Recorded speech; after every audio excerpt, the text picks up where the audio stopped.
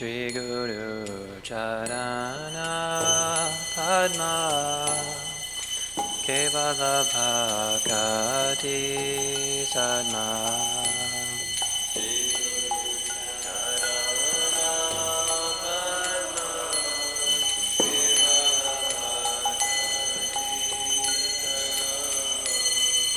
Ando Mui Savadhana Mate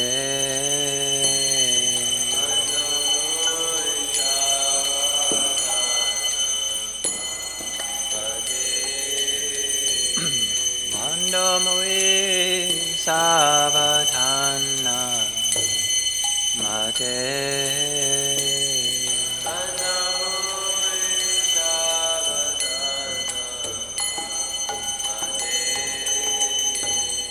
Jahara prasade bhai e bhavatoriya jai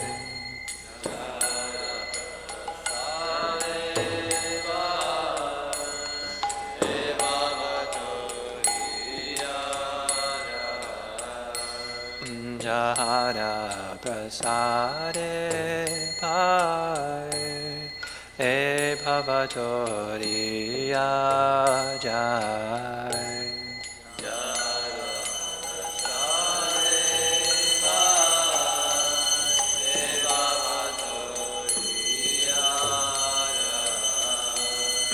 Krishna Prapti Hoya Ade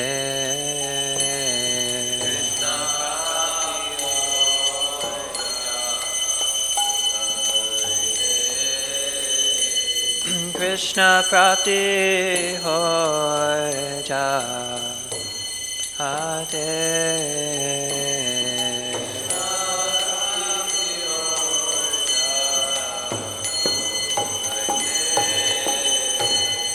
Guru Mukha Padma Vakya Chittete Koriya Aikya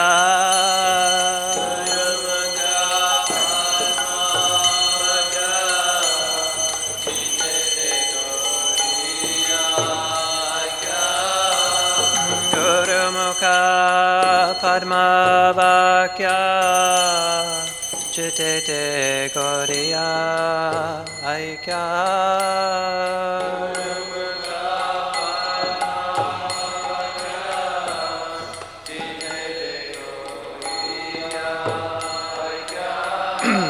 Ana Koriho Mane Asha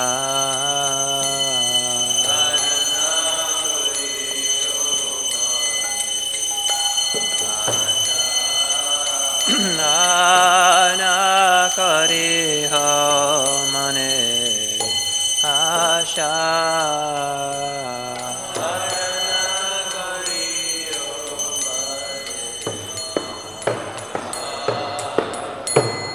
Shri Guru Charane Rati Ese Uttama Gati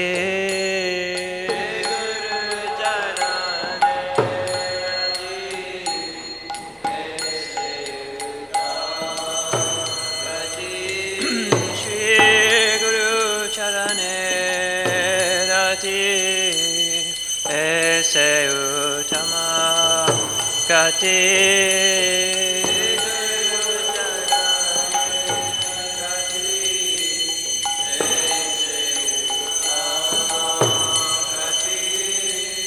Jai Prasade Pure Sarva Asha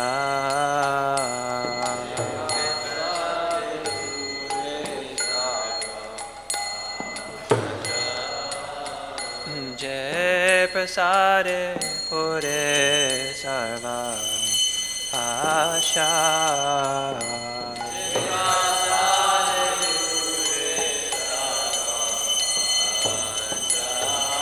Jakuran Miloje Janme Janme Prabhu Se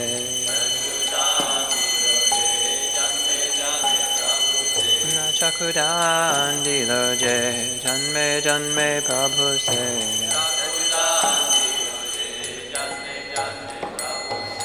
Divya Gyan Hriday Prakashito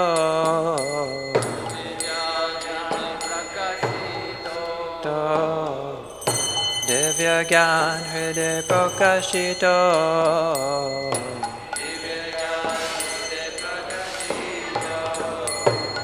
Na Prema Bhakti Jahate Avidya Vinasha Jate Prema Bhakti Jahate Avidya Vinasha Jate Vedika Jahara Charito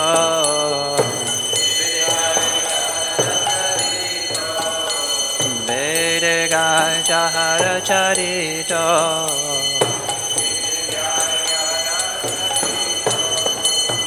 Shri Guru Karuna Sindhu Adamajanara Bandhu Shri Guru Karuna Sindhu Adamajanara Bandhu Lokanatha Lokera Jivana Srila Prabhupada Lokera Jivana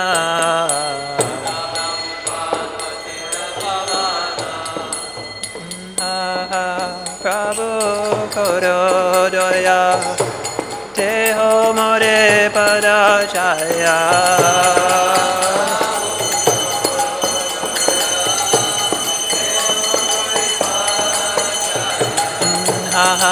Prabhu Korodoya Teho More Padachaya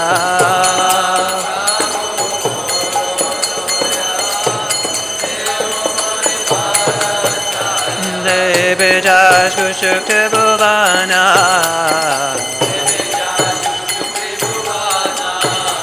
Devejas Gushukti Bhuvana Srila Prabhupada Patita Pavana Jaya Prabhupada Prabhupada Prabhupada Jaya Prabhupada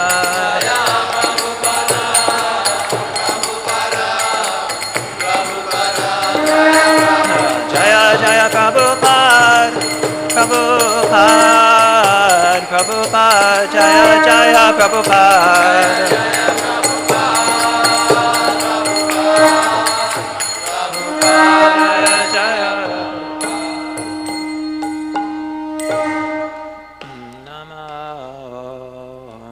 Vishnupadaya Krishna Prestaya Bhutale Srimate Bhakti Vedanta Swami Niti Namine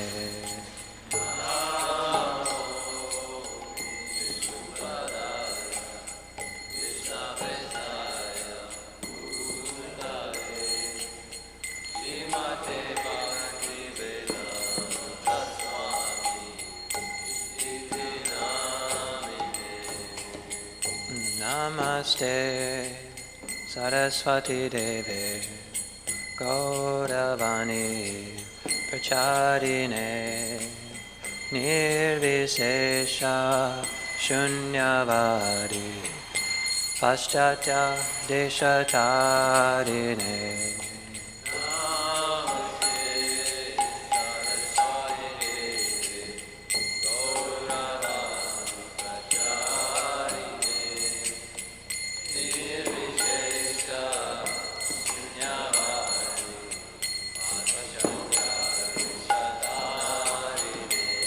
Jaya Sri Krishna Chaitanya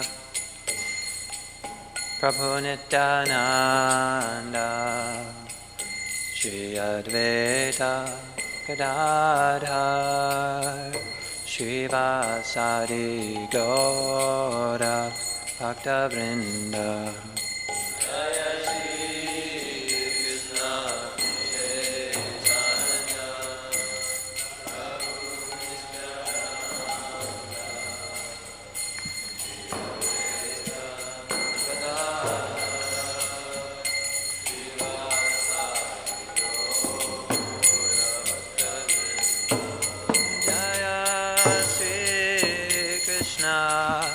Chaitanya Prabhu Nityananda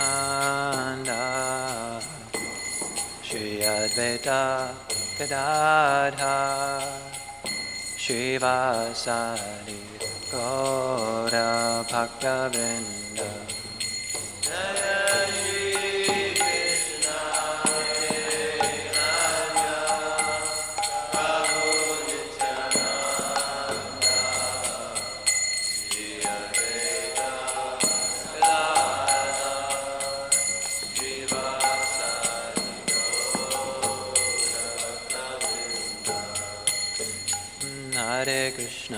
Hare Krishna,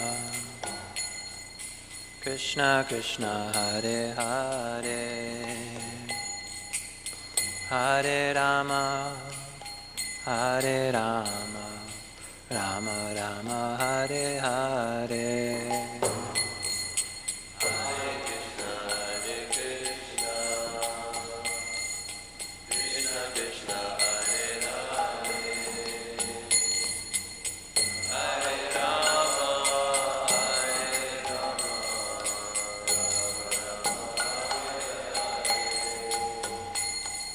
Hare Krishna,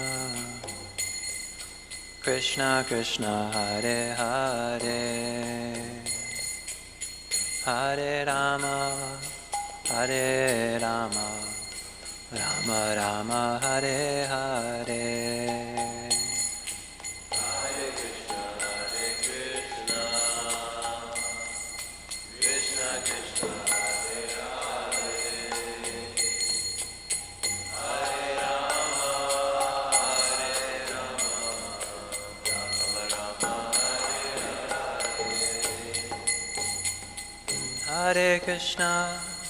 Hare Krishna, Krishna Krishna, Hare Hare,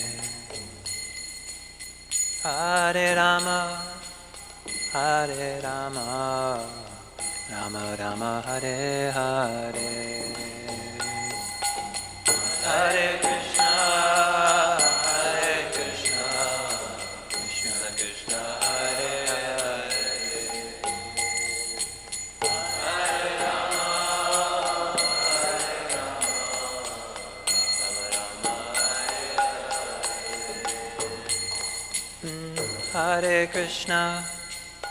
Hare Krishna, Krishna Krishna, Hare Hare,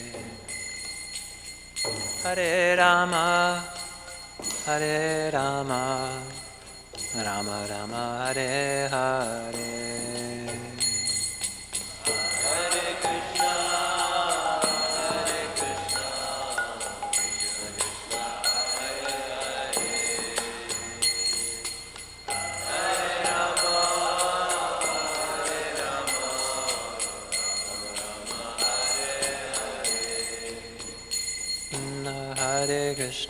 Hare Krishna, Krishna Krishna, Hare Hare, Hare Rama, Rama Rama, Hare Hare. Hare Krishna, Krishna Krishna, Hare Hare, Hare Rama,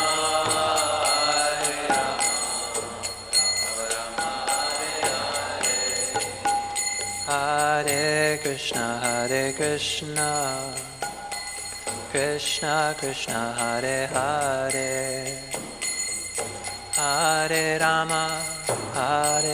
Rama, Rama Rama, Hare Hare.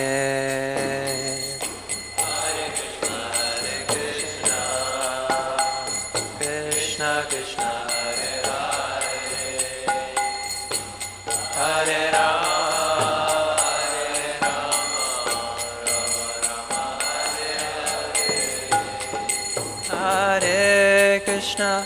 Hare Krishna, Krishna Krishna, Hare Hare, Hare Rama,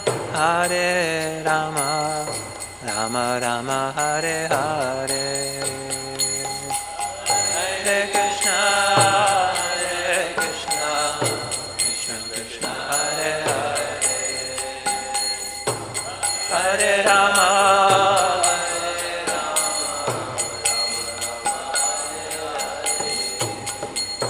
Hare Krishna, Hare Krishna, Krishna Krishna, Hare Hare, Hare Rama, Hare Rama, Rama Rama, Hare Hare.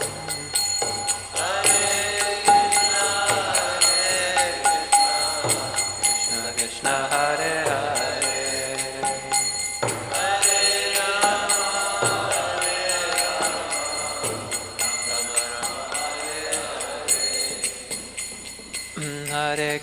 Hare Krishna, Krishna Krishna, Hare Hare, Hare Ram, Ram Ram, Hare Hare.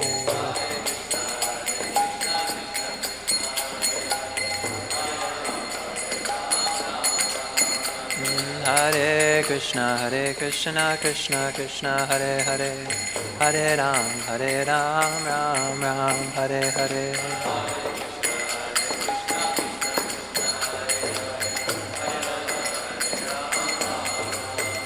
Hare Krishna, Krishna Krishna, Hare Hare, Hare Ram, Ram Ram, Hare Hare.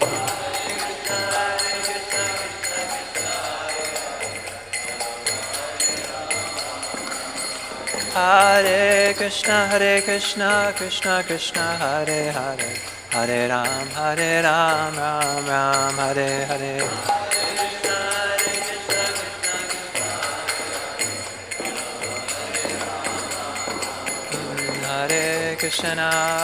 Hare Krishna, Krishna Krishna, Hare Hare, Hare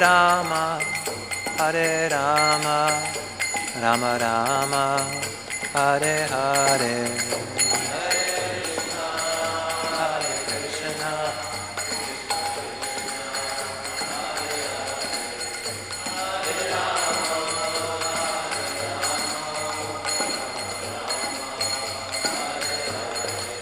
Hare Krishna, Krishna Krishna, Hare Hare, Hare Rama, Rama Rama, Hare Hare. Krishna Krishna, Hare Hare.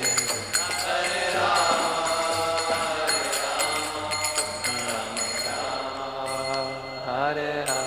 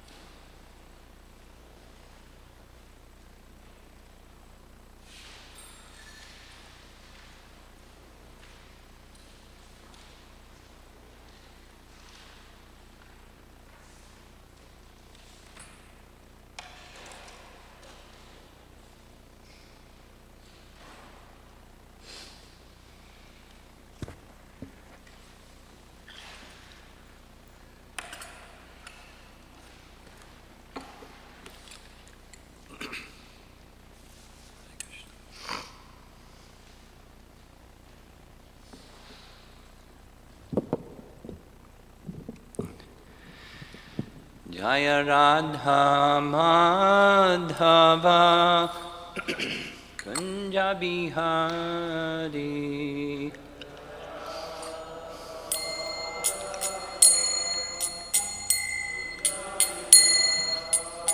Jaya Radha Madhava Kunja Bihari.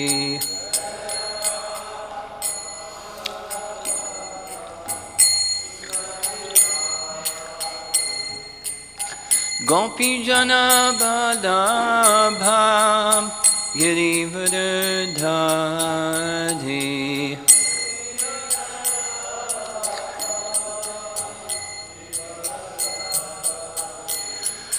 Gopi Jana Badabha Girivardhari.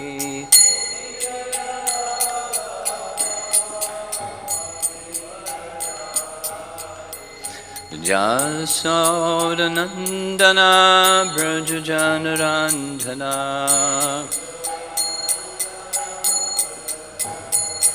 Jasodanandana Brajajanarandhana.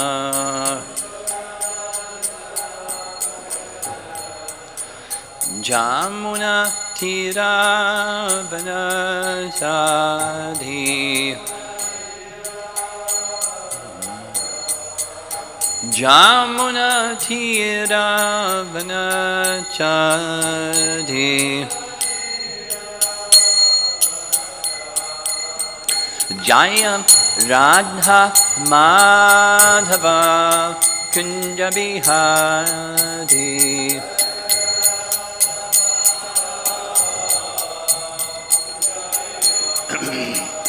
Jaya Radha Madhava Kunja Bihari.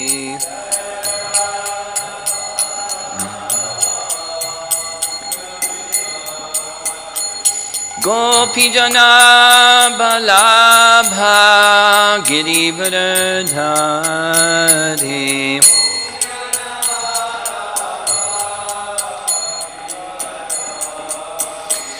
Gopi Jana Balabha Girivardhari.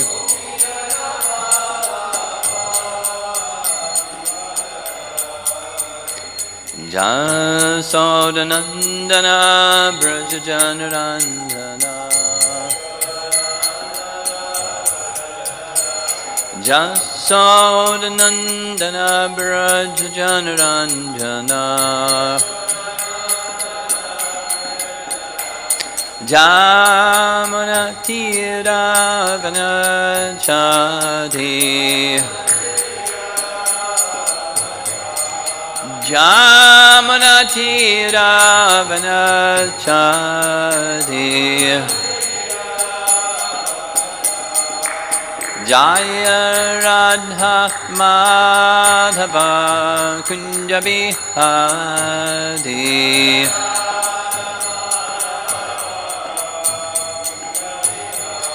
Jaya Radha Madhava Kunja Bihari.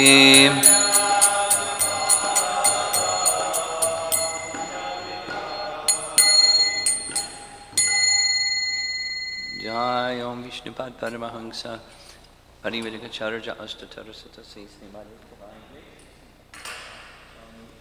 Bhagavatam Ki Ananta Koti Vaishnavarinda Ki Grantaraj Srimad Bhagavatam Ki Gaur Premanandi.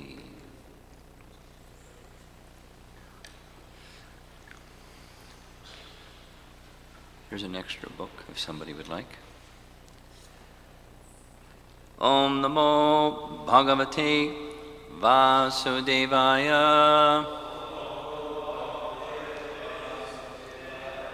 Om Namo Bhagavate Vasudevaya. Om Namo Bhagavate Vasudevaya.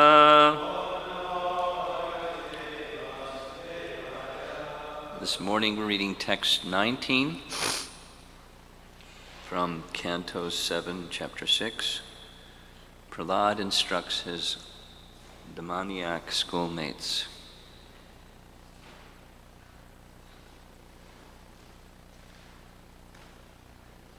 Asuratmaja.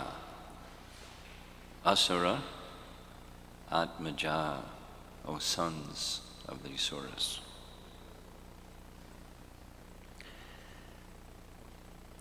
Nahyachutam priya prinatyato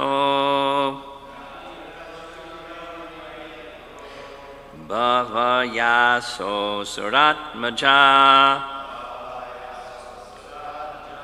atmavat sarvabhutanam siddhatvad iha sarvataha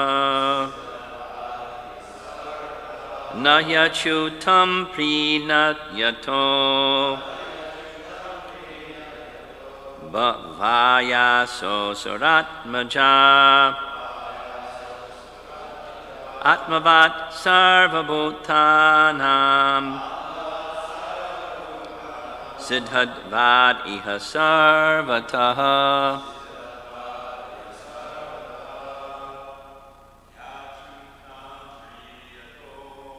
Nahyachutam prinayato bhavyayaso suratmaja atmavat sarvabhutanam siddhatvad iha sarvataha Nahyachutam prinayato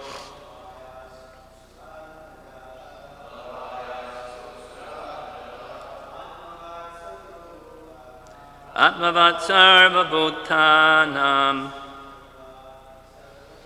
siddhatvad iha sarvataha Nahyachutam prinayato bhavayaso suratmaja atmavat sarvabhutanam siddhatvad iha sarvataha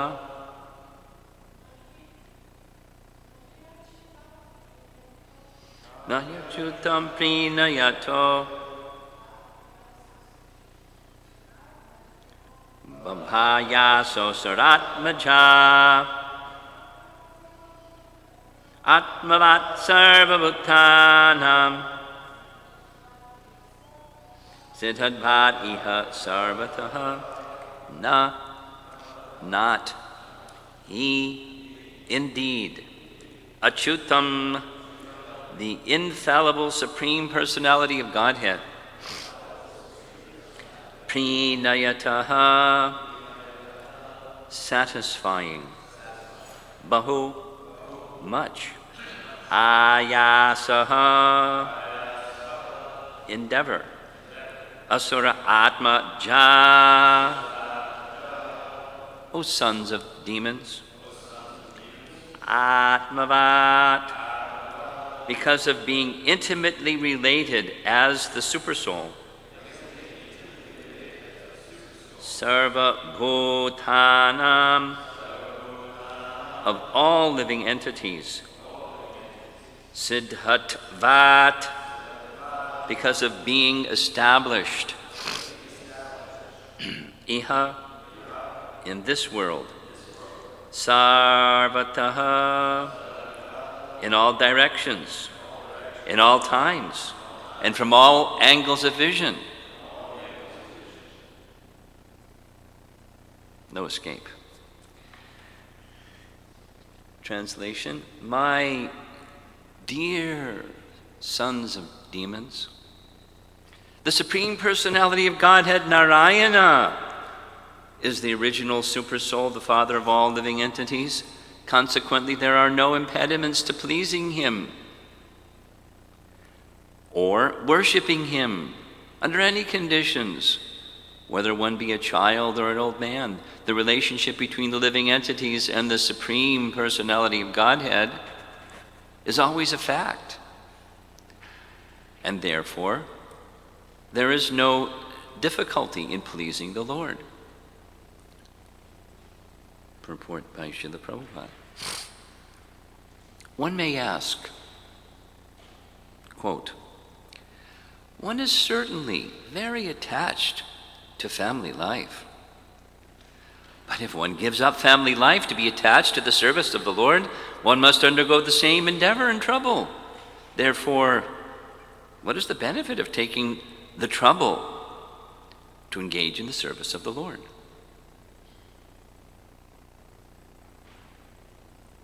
This is not a valid objection.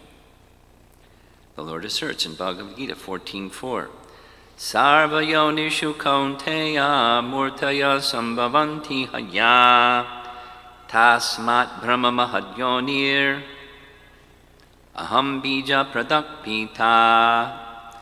It should be understood that all species of life, O son of Kunti, are made possible by birth in this material nature, and that I am the seed-giving Father. The Supreme Lord Narayana is the seed-giving Father of all living entities, because the living entities are parts and parcels of the Supreme Lord. Mami vangsho ... jiva bhutaha. There is no difficulty in establishing the intimate relationship between a father and son. There is no difficulty in reestablishing the natural intimate relationship between Narayana and the living entities. Swalpamapyasya dharmasya trayate mahato bayat, if one performs even very slight devotional service, Narayana is always ready to save one from the greatest danger. The definite example is Ajamila. Ajamila separated himself from the Supreme Personality Godhead by performing many sinful activities and was condemned by Yamaraj to be severely punished. But because at the time of death he chanted the name of Narayana, although he was calling not for the Supreme Lord Narayana, but for his son named Narayana, he was saved from the hands of Yamaraj. Therefore, pleasing Narayana does not require as much endeavor as pleasing one's family, community, and nation.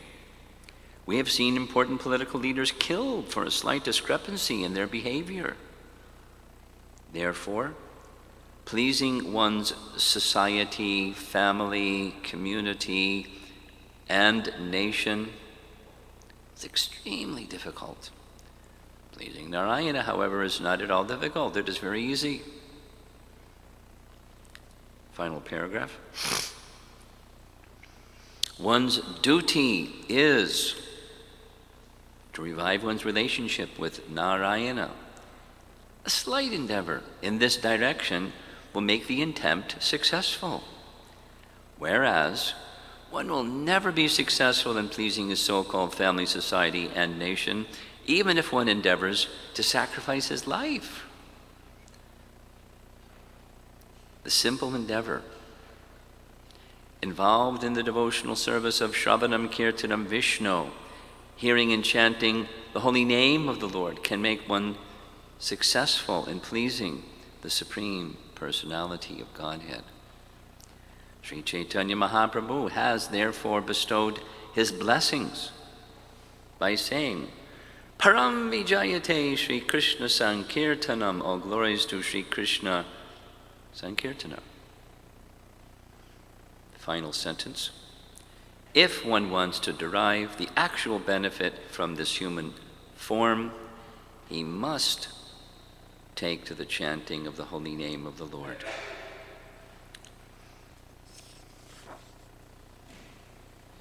Go back to the verse in translation. Nahya chutam prinayato bhavayaso suratmaja atmavat sarva bhutanam siddhadvada iha sarvataha. My dear sons of demons, the Supreme Personality of Godhead Narayana is the original supersoul, the father of all living entities. Consequently, there are no impediments to pleasing him or worshiping him under any conditions, whether one be a child or an old man. The relationship between the living entities and the Supreme Personality of Godhead is always a fact, and therefore there's no difficulty in pleasing the Lord.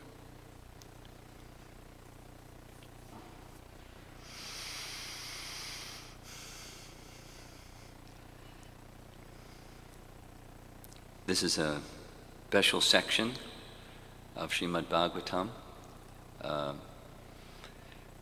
similar to Canto 5, Chapter 5, where Rishabdeva is instructing his 100 sons. Of course, in that case, that's a father and son. But it's universal instructions, because out of those 100 sons of Rishabdev, some became Uttama Bhagavats, some became kings, some became brahmanas, some were married, some remain unmarried and totally detached. But they're the platform of universal instruction for persons who are in the to be instructed phase of their life, or specifically like student life, like the brahmacharis, brahmachaриnis in the temple, the student life. So it's a fantastic section for principle-based life. Not that the rest of the Bhagavatam isn't, but specifically instructions to prepare one for the later stages of life, whatever they may be. Specifically. I remember during Prabhupada's time, when in the Gurukula, a very stark memory of the morning activity in the Gurukula was all the Gurukul boys lined up, and at the top of their squeaky voiced lungs, they chanted loudly, like every day, loudly, these verses of Rishabdev's instructing his sons, because they're very important instructions. And similarly, this section, this is not the personality of Godhead instructing his 100 sons. This is Prahlad Maharaj, pure devotee of the Lord, instructing his classmates. We don't know the number. But the instructions that Prahlad is giving to his classmates are in dynamic, foundational principles to live one's life by. As one matures later in life, one should know whether it's the renounced order of life, or whether it's in the family situation of life, whatever the ashram may be in the future, same principles apply universally, and these are establishing them. And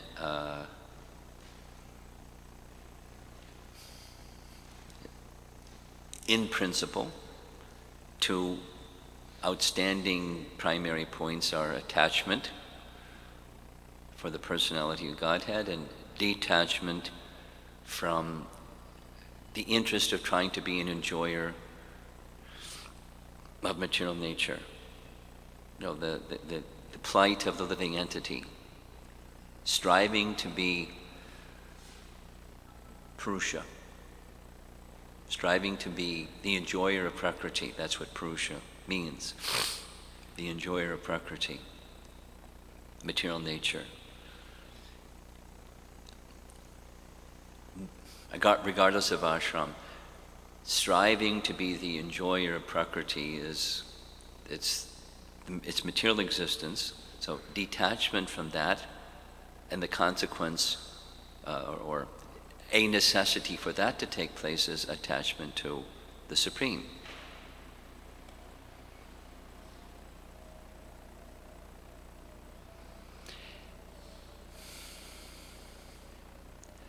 Just a little bit of sharing, because I had this happened recently. I spent a month in China, And one of the experiences I had was spending about 2 hours with a Buddhist millionaire. Millionaire. They just they called it, they have a name for it in their company, is a diamond. That is, in 1 year, gross income in 1 year was $1 million. A diamond Buddhist. And keep it short. It was very educational for me in, how do you have a conversation with a millionaire Buddhist? So I was trying to explain the principle of bhakti, and it wouldn't go in. It kept bouncing.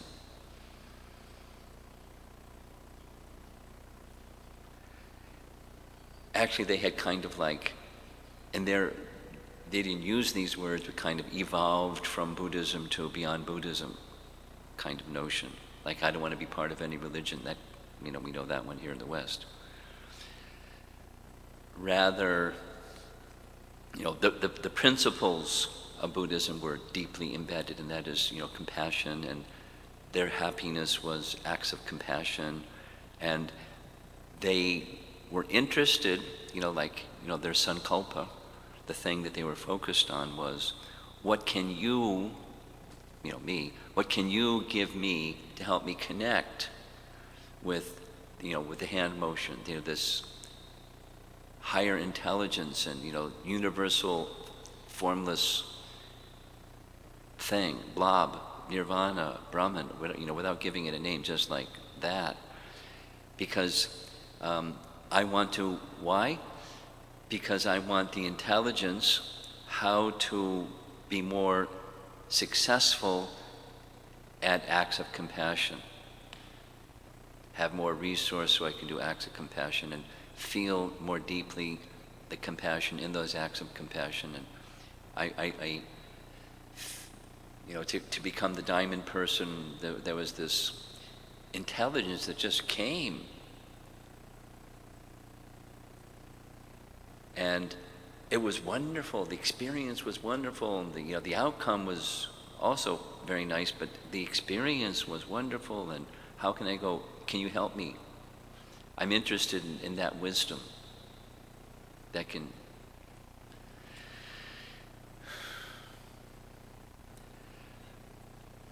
16 different ways I tried. She's a mother. This was a woman. So, do you have any children? Yes, I have a daughter. What's the relationship between you and your daughter? I love my daughter.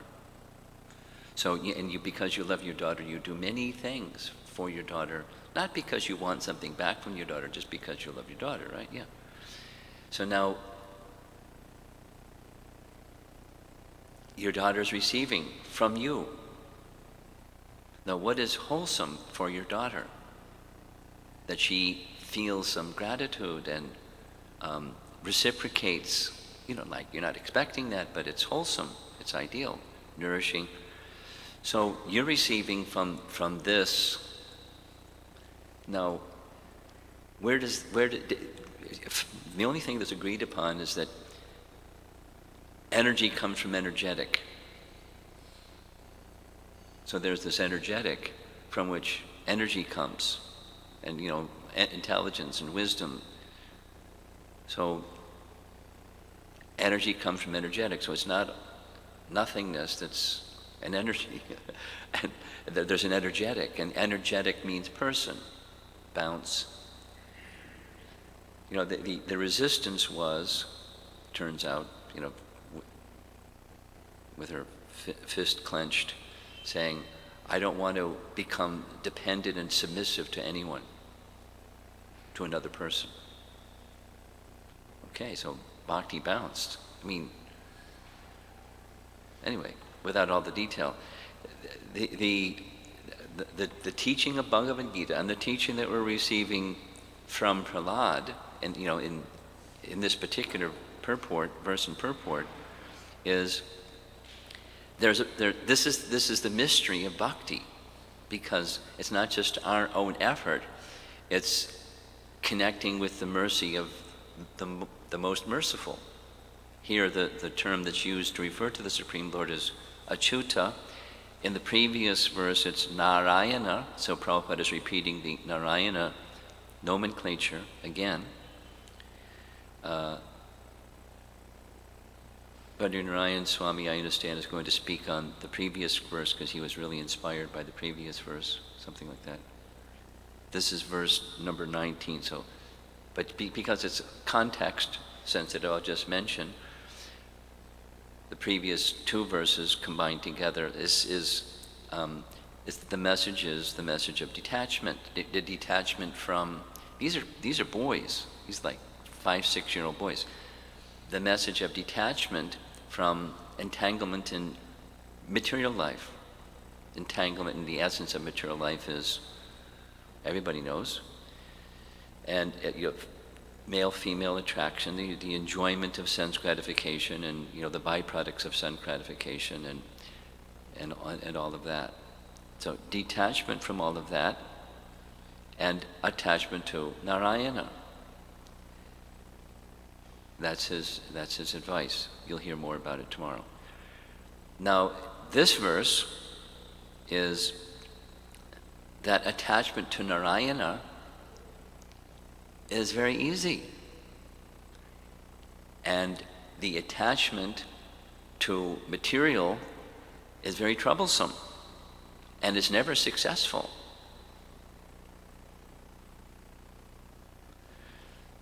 So now Prabhupada is introducing right at the beginning of the purport. Our acharyas will do like this from time to time. A verse spoken by, in this case, Prahlad, or spoken by Krishna, or spoken by someone, it's addressing a doubt. And our acharyas, by their mercy, although the doubt may not be spoken, they reveal what that doubt is that's being addressed by the speaker. So the doubt, Prabhupada writes, text 19 purport, one is certainly very attached to family life. That's the previous. And don't be attached to family life because. So here's the doubt. But if one gives up family life to be attached to the service of the Lord, one must undergo the same endeavor and trouble. Therefore, what is the benefit of taking the trouble to engage in the service of the Lord? You have endeavor with trouble or endeavor with trouble. You give up one endeavor with trouble for another endeavor with trouble. So, I don't get it. Prahlad, can you explain? You're saying don't be attached over here. But we're attached over here, devotional service, we take some trouble. There's some austerity, there's some inconvenience, there's, what's the benefit? Specifically, that's the language here in Prabhupada's purport. What's the benefit? Well, from the previous verse, one of the benefits is apavarga. And little footnote, apavarga is, the connection in Canto 1, Chapter 2, fantastic chapter, worth reading hundreds of times again and again, because essence messages are embedded in that Canto 1, Chapter 2. And one of those essence messages is, Dharma is to be performed for apavarga, not for sense gratification. Dharmasya hi apavargasya nartotayopakapate. Nartasya dharmakantasya kamo labhaya hi smritaha. Very, very simple 1, 2, 3 verse. Fact, most people in Kali Yuga are unregulated, and it's becoming unregulated by codes of scripture and it's becoming more and more so. The bottom of the pyramid is widening. And then there are some, going up the yoga ladder, some that are regulated. But those that are regulated by codes of religious principle, what do they want? They want sense gratification in this life. They want piety, which brings prosperity, and then heavenly situation in next life. Krishna says in chapter 2 Bhagavad Gita, fact. Bhagavatam, no, don't engage in dharma for gaining piety so you can prosper in this life and attain a heavenly situation after this life. No. It should only be for apavarga. Apavarga means liberation. Pavarga and apavarga. Pavarga is material existence. Apavarga is beyond material existence. Maybe I'll go through this. Pa, ma. Prabhupada would give that, the pavarga. It's connected to a Sanskrit grammar rule when somebody may study Sanskrit someday. And there's, when you learn Sanskrit, there are certain sounds or combinations of words that make certain sound that are building blocks for language. And one of them is pa, ba, ma. Then Prabhupada would go through what those 5 indicate.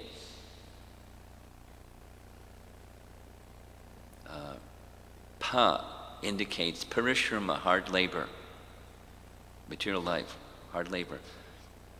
Pa, P-H-A, relates to the Sanskrit term thena, which means foam from the mouth, hard labor like a horse running, or people work very hard and foam comes from the mouth. Pa,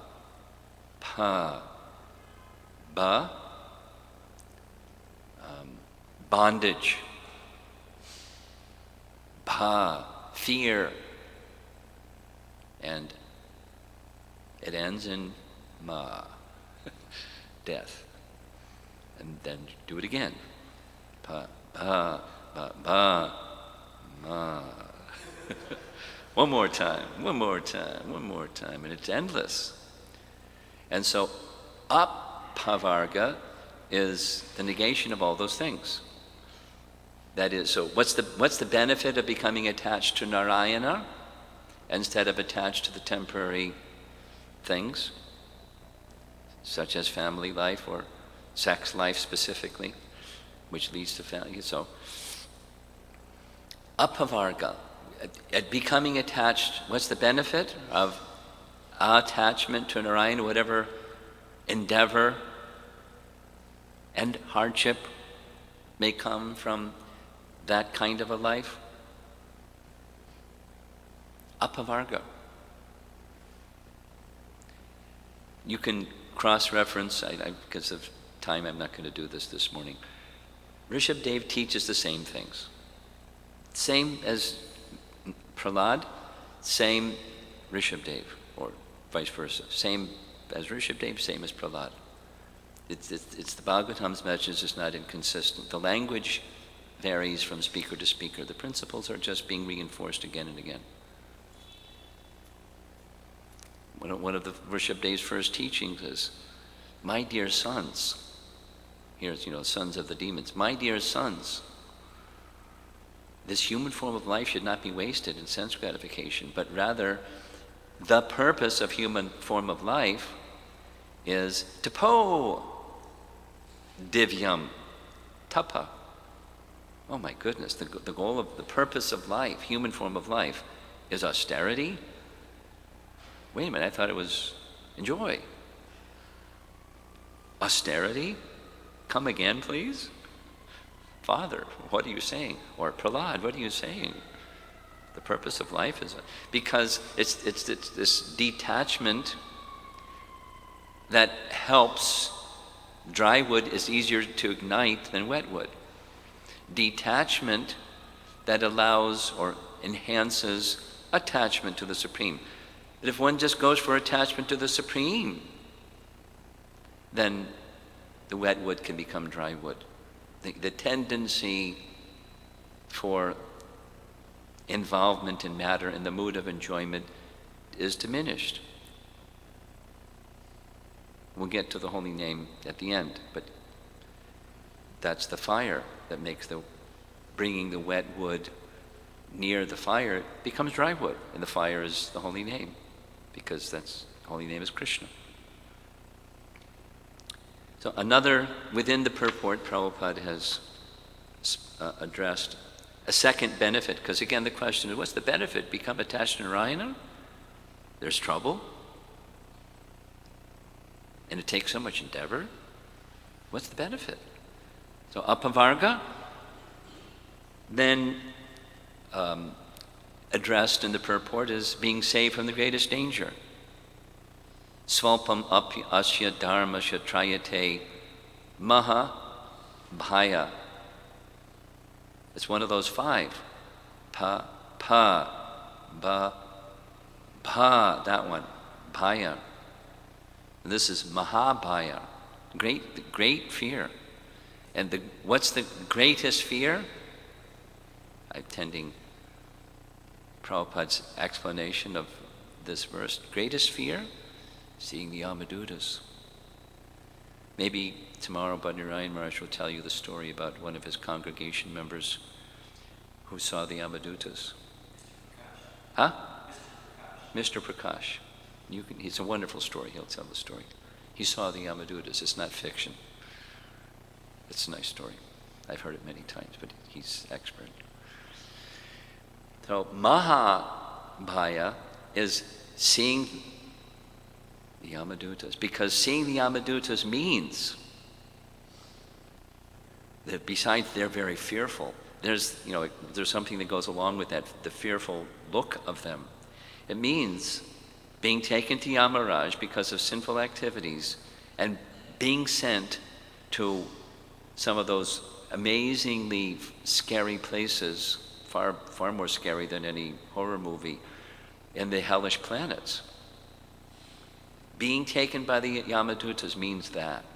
Yamaraj, hellish planets. And hellish planets isn't just like become an amoeba or something. It's hellish planets. And then after that, you may become an amoeba or a plant or whatever it is. Long description. So one becomes saved from that greatest danger, Mahabhaya, by svalpam dharma. Dharma, we know, devotional service or religious activity. Alpa means little, just a little. Sva alpa, one's own activity, just the slightest performance of devotional service. You say it the other way. One is guaranteed to achieve the human form of life in next birth, or at least will not glide down to that Mahabhaya region. Just a little. So, congratulations, all of you. Even if you, leave Krishna consciousness and fall into Maya again, you're saved the next birth. You'll not have to see Yamadutas, and you'll at least human form of life, or better. And then the opportunity for devotional service in next life. So, why the benefit? What's the benefit of Narayana attachment instead of material attachment in family life? Saves one from the greatest apavarga, saves one from the greatest danger. And then a third that's mentioned in the purport is the real duty, or he uses the word duty, the real mission, behind the designer of material existence, there's the Supreme Lord. He's the designer. And the human form of life has a purpose, or design, or a duty. And that is to revive one's relationship with Narayana. So the purpose of human life is fulfilled by that endeavor to become attached to the service of Lord Narayana, or the Supreme Lord. Now, most people don't know what the purpose of life is. They don't even ask. And even if they're told, it bounces. It doesn't go in. But there is a purpose, and an essential part of the Bhagavatam's message, or us as carriers of the Bhagavatam's message, is to help people understand what the purpose of life is, human form of life. So it's to become, again, situated in one's relationship with the Supreme Lord, Narayana, in the language here, or in the verse, Achyuta. Achyuta is he who is infallible, he who cannot fall like we can fall. Become attached to one who cannot fall, and you become liberated. Not just in the detached sense of liberated, but in the positive sense of liberated. The activity of the liberated soul is devotional service, eternal devotional service to the Supreme Personality of Godhead. So now just a few other points, and I'll leave time for questions, because you're a really good group that like lots of questions. Another major point in the verse is it's easy. And so Prabhupada explains, it's easy just as for a child to have some relationship of affection for their father. Unless the father is this cruel person, very natural. Child naturally wants that affection. Naturally. So it's not difficult what to speak of the Supreme Lord, because he's our eternal Father. That verse is quoted from Bhagavad Gita. Aham bija pratak pita, chapter 14, of the seed-giving Father of all living entities. Seed-giving Father of all living entities. So he's our Father. The relationship is it's completely natural. And the Ajamila story is referred to. He went away. Big time. Not only he came to the material world, went away, but sinful activities, really bad. He went really far away. But just by calling Narayana, how easy to revive that relationship. And what to speak of if one does not engage in sinful activities and calls the name of the Supreme Lord. To please Narayana is not at all difficult. It is very easy. How easy is the personality of Godhead pleased? By our calling his name. Just yesterday, someone from China wrote this little note about, it says things in Scripture, quoting the verse from Canto 2, Chapter 1, verse 10, about the chanting of the holy name, and how the benefits of it. It dissolves false ego. So their question was, should one chant with that objective in mind, that I'll get something? My false ego is going to be dissolved, or I'll get liberation. I do something because I get something. Isn't that not so good? Isn't it, is Krishna pleased simply that we chant his name? Does he have to reward us with something like this? That was a nice question. The principle of devotional service is to want to please the Supreme Lord. In fact, it's right in the verse. Nahi achyutam prina yato. Satisfying. So Prabhupada's translation is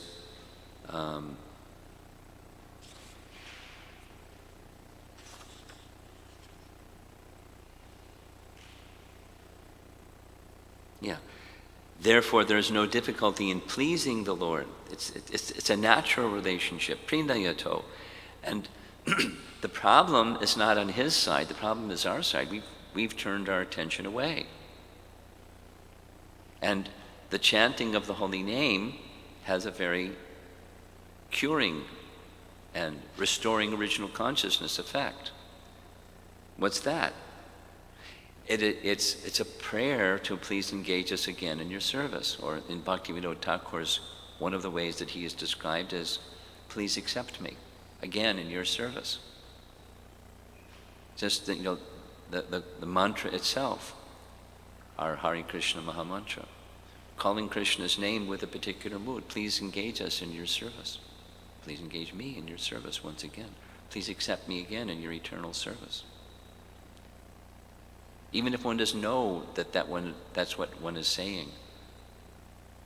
That's what one is saying. And the Supreme Lord reciprocates. The effect, the wet wood becoming dry wood effect, is the natural attraction, very simple, the natural attraction to again be engaged in Krishna's service. And from that desire to be engaged in Krishna's service, seed of desire, it grows and grows and grows and grows, and carefully nourished, it grows and grows into the highest stages of bhakti, into love of God, Krishna prema. And one who receives this in the line of Chaitanya Mahaprabhu, following carefully Rupa Goswami's instructions, it results in Vraja prema. It's just so amazing, so wonderful. And another very important part in Prahlad's instructions is this principle of association. And in fact, it's in the verse that you're going to hear tomorrow, which is the previous verse. Mukta Sangai, through the association of liberated souls, or those that are on the path of liberation, those that are recipients of Krishna's mercy. Associate with those people. And then you'll get Krishna's mercy, because they're saturated with Krishna's mercy. And with that comes attachment for the Supreme Lord, and further detached from matter.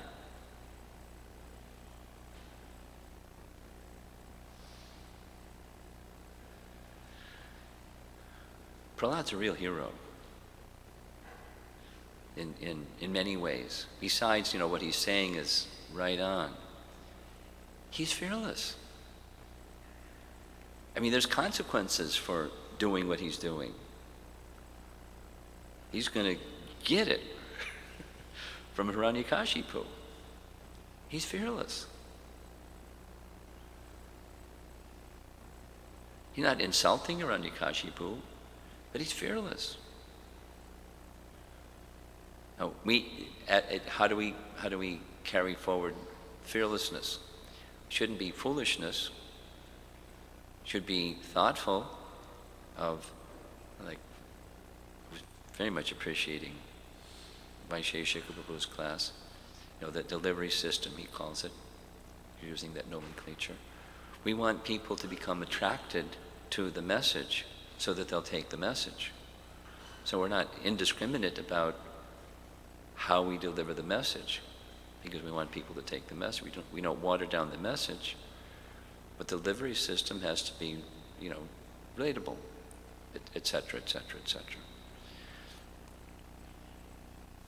Without changing or the message disappears. We encourage attachment instead of detachment. We encourage worldly existence instead of transcendental existence. We don't do that. The delivery system has to be appropriate for the time, place, circumstance. And in so doing, we're protected. That's the fearlessness part. And fear is, if one is honest, so not so many people, they'd much rather be, macho and bluffing. No fear. Well, we don't know what's going to happen in the next moment. And as Kali Yuga becomes wilder and wilder, the sense of being safe from the distant wildness that may be happening over there somewhere in the Middle East is coming. The long hand of Kali Yuga. And that particular feature and so many other features are, safety is not what people thought it was. So many things to say on that topic. Our position is not safe. But when one is in the shelter of the Supreme Lord, that is the position of safety. That's the fearless, doubtless and fearless path in the language of the Bhagavatam. Akuto bhayam. Chanting of the holy name, awakening our desire to be situated again in Krishna's service, his recognizing our desire, awakening to be in his service, accepting us in his service, and giving us more and more service opportunities, which means more and more challenges, more and more opposition, more and more obstacles, more and more material energy standing in the way. Sometimes, things move, and that's really nice, and sometimes things don't move, and continue with enthusiasm and determination to serve in whatever the circumstances, in a fearless, doubtless and fearless way. So Prahlad is preparing his friends, and he's preparing us. Hare Krishna. Any discussion, Maharaj? Here comes the microphone. It doesn't seem fair. Oh. One can work piously, devotedly, serving his family, serving the nation. Prabhupada talks at something, slight, when one's killed. Yeah. I think he's talking about Gandhi. And a fallen person like a Jamil calls out Narayan. He doesn't even mean Narayan. He means his son. And he goes at the head of the line, front of the line, and gets all benefits and deliverance. And the pious person who does his duty just gets ground again in the wheel. What kind of God is that? Just because he said your name, he's flattered that you tangentially said his name? What kind of ego is that? The last part was a little uncalled for, but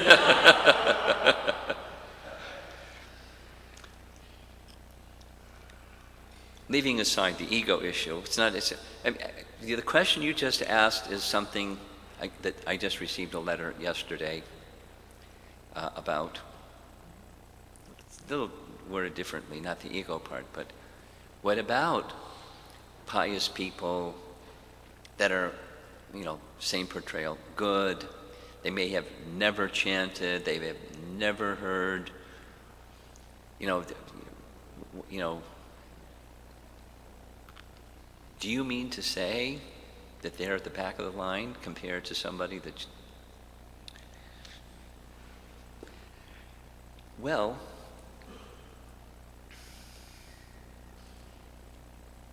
just like, one of the opulences of the Chicago temple room is these windows. And with that opulence comes some challenges, because depending on where the sun is, which time of the year, it can be right in your eyes. And it's, you can't see anything because the sun is so glaring. But so there's benefit from the sun and, and natural light. There, so there can be some sense of harshness or hardness or something like that too, from which one receives benefit. So the message, it's right in the purport here, but the message of the good man or good family members who try to serve one another and have, this and that and the other nice compassion and respect for others and all good things, mode of goodness things. there's a fly in the soup. There's a major misfortune, and that is, unless there's a connection with the personality of Godhead, it's like a dream. Now you see it, and the kaleidoscope turns a little bit, and it's completely gone, and everything's upside down. And even that is also a dream. And reality is being lost in the course of living the dream. And then the upside down, then struggling with the upside down. It's forgetfulness of the personality of Godhead is the root of material existence, whether it's this feature of the kaleidoscope or the next one, or the next one, or the next one, or the next one. And conversely, or in contrast, the position of the connection with the personality of Godhead through his holy name or other forms of his manifestation. That's reality, and with that reality comes its benediction.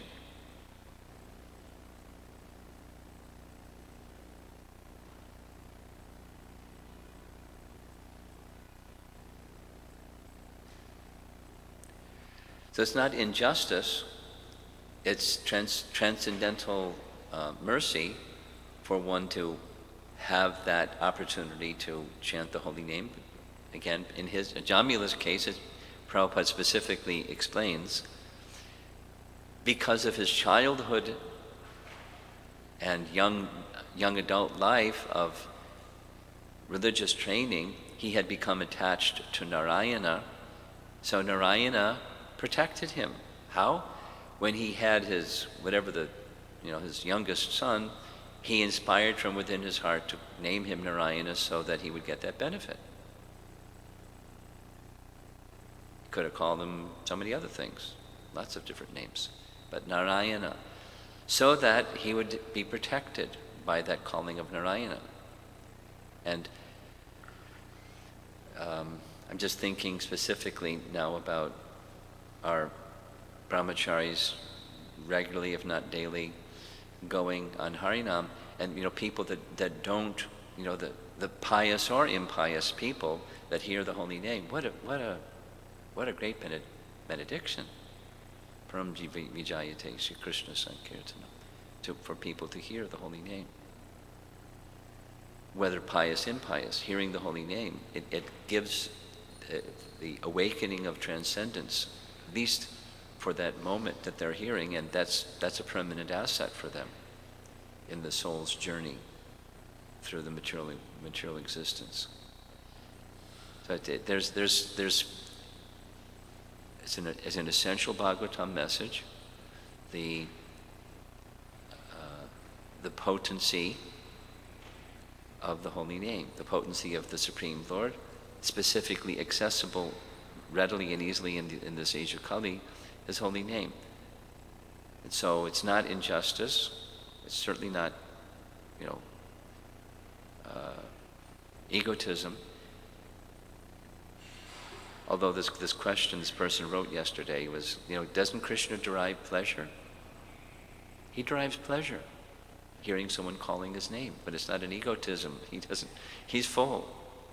It's the happiness of that living entity is now coming to their original consciousness, or moving towards that. That's his happiness. Now, Prabhupada explains that in terms of, isn't it that when someone calls your name, you feel something? Someone calls another person's name, feel the same something as when someone calls your name. So it's where does that come from? It comes from Krishna, but Krishna is not the egotism kind. It's the loving kind. That which brings one closer to love for Krishna is very pleasing to Krishna. That kind. And that's what devotional service is. Wishing to please Krishna. That's what love is, wishing to please the beloved. That's Krishna's happiness, it's not egotism.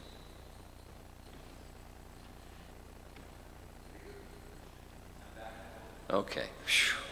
We thought he was heading for the door for a moment. Anyone else? Yes?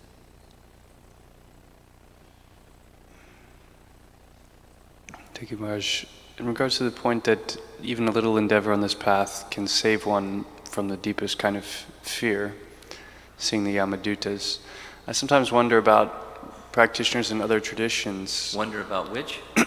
Practitioners in other traditions, in other religions. Okay. For example, like, this is primarily Christian country. So people are going to church, they're offering prayers, they're trying to do service. Fantastic. At the same time, they're eating meat. So what type of destination, because it seems, in my book, it would seem like they're offering a prayer, they're trying to connect, so that might save them, but we also hear Mahaprabhu saying that anyone who eats, meat, they basically go to hell. Is that real devotional service that they're performing, or? Sure, but mixed. What's their sankalpa? Heaven.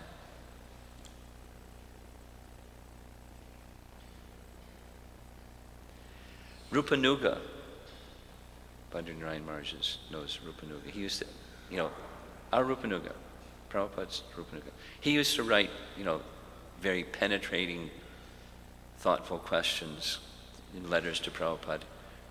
It went for some period of time, he was my GBC. And he wrote Prabhupada a letter asking, what's the destination of a perfect Christian? Which is kind of what your question is, right? So Prabhupada's reply is something to the effect that was,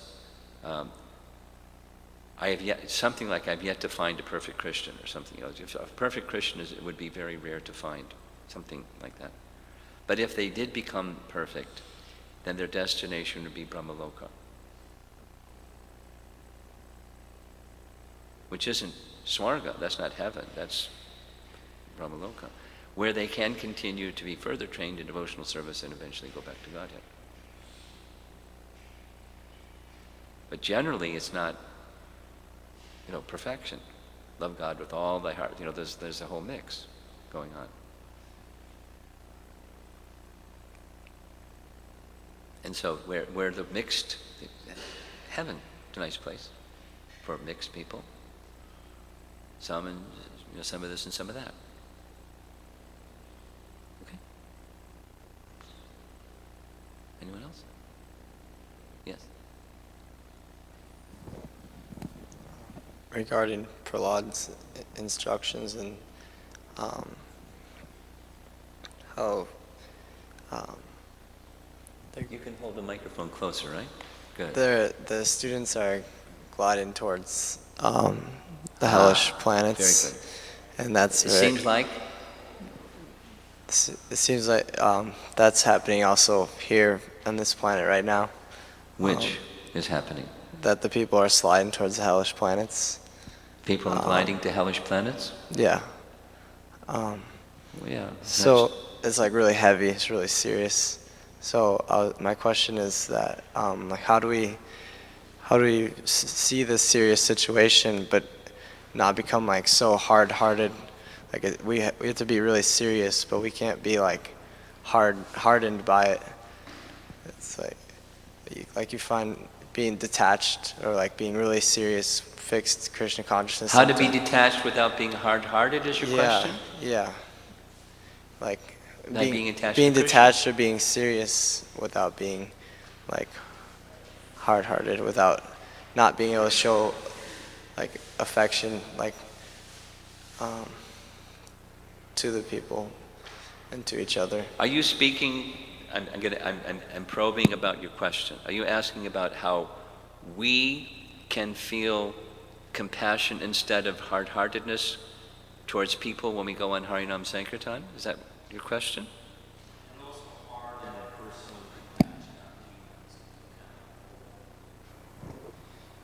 Yeah, because the situation's so serious that we want to fix ourselves up to be like really strong, but that can also make us not Hard. able to. Yeah. Hard and not soft.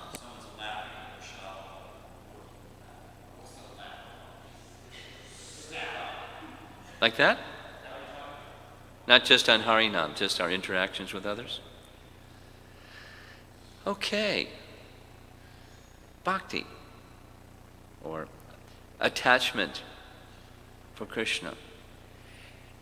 If one does not have attachment for Krishna, then there may be a tendency, usually, a tendency to fend,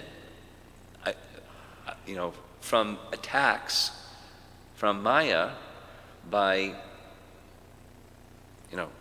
putting up a wall. And there are different kinds of walls, and one of them is, hardness, hard-heartedness, and, looking down your nose at somebody else that, and feeling that sense of well-being because I'm up here and they're down there, and it's pride or hard-heartedness. Different varieties of it. So, in the beginning of Krishna consciousness, the beginning of spiritual life, to say broader, the beginning of spiritual life, that's common. The cure is attachment to Krishna or devotion to Krishna. And when there's devotion to Krishna, then the sense of we're in this together, or compassion, genuine caring, not on the material platform, but on the spiritual platform, genuine caring for here's another soul.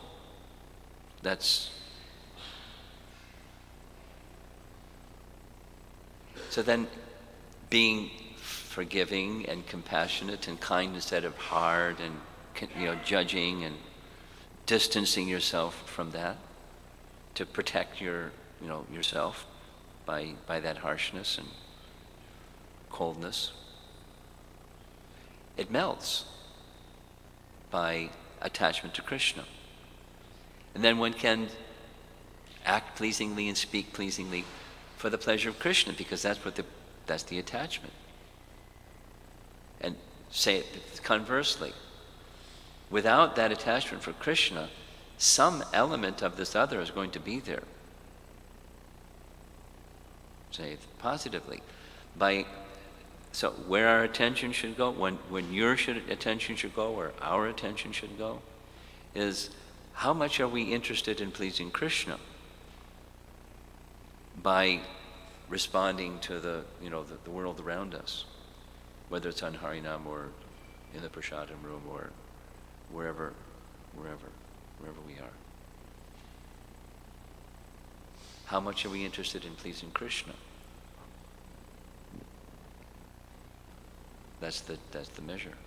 And based upon that, one can be very patient and very tolerant. Doesn't mean you go blind, you can't see anymore. Like intelligence got shut off. You're in the off position, and I just kind of go around smiling.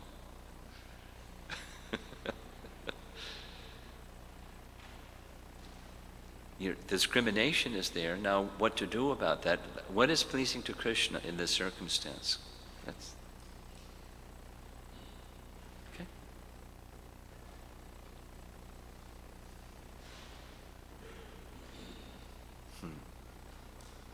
Hare Krishna.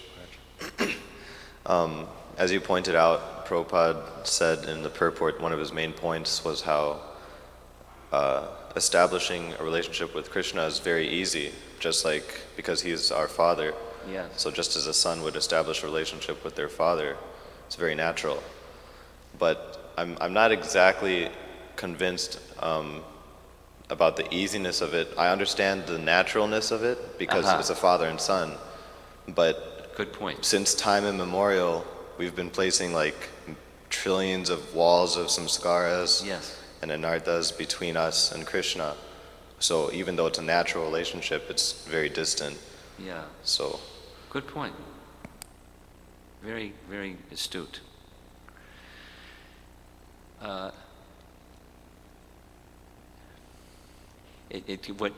Which I'm reminded of is the statement, it's much easier to wake somebody who's sleeping than someone who's pretending to be asleep. So those millions of walls and barriers and obstacles between us and Krishna, in fact, they're illusory, and the illusory show of the material energy is very easily dispelled by light. Now, so which is the same dichotomy that you're bringing up, or on the one hand, but on the other hand, kind of a situation. It is easy. We just have to say yes. Well, okay.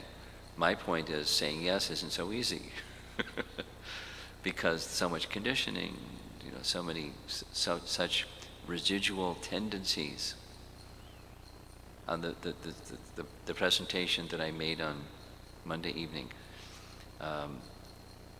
Bhaktivinoda Thakur's term was ancient prejudices, which is, the cause that brings us to the material world is repeated in lifetime after lifetime, Ichha Dvesha, desire and hate. Dvandava mohena bharata. And so we're bewildered, and so we can't easily say yes, although it's easy to say yes. That's the dilemma you're pointing out. Therefore, it generally takes time, although it's very easy. And I'll end with this, because it's now 8:41. You've probably heard me say this so many times, but I remember it directly because I was sitting right in front of Prabhupada. A reporter was asking, Swamiji,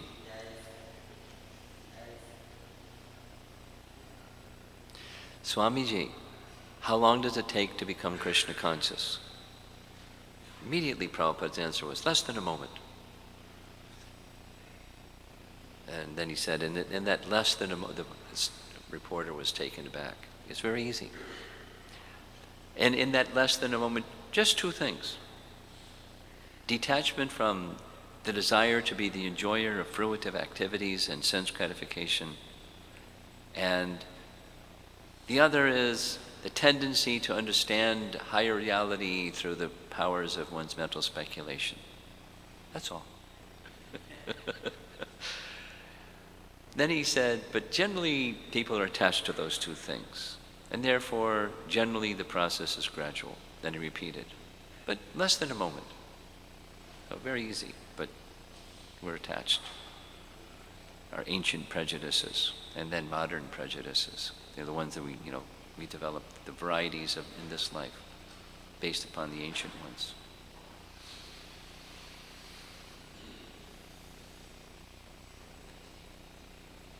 Thinking specifically, we all, to one degree or another, we all have some affinity, some attraction for serving Krishna. Different degrees in different ways, with some affinity for serving Krishna that has been awakened from the chanting of the holy name.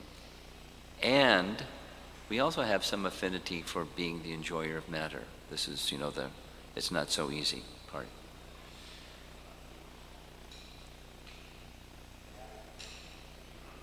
Something that will help, I find something that will help, is being really clear that unless we address that affinity for enjoying matter element that's within us, our particular variety of it, one more time, pa pa pa pa ma. So it's necessary. The power is there within the process of bhakti to address it, to be honest and be clear and address it, not pretend it's not there, but whatever. Imagine we're something that we're not, And that the strength, the potency of light will dispel darkness. Shine light on that darkness. And focus on the light, not on the darkness, but shine light on that darkness, and let this be our final time. Let us not take birth again, but let us go to our eternal position of service to Krishna. And that aspiration, Prabhupada says it very beautifully, succinctly.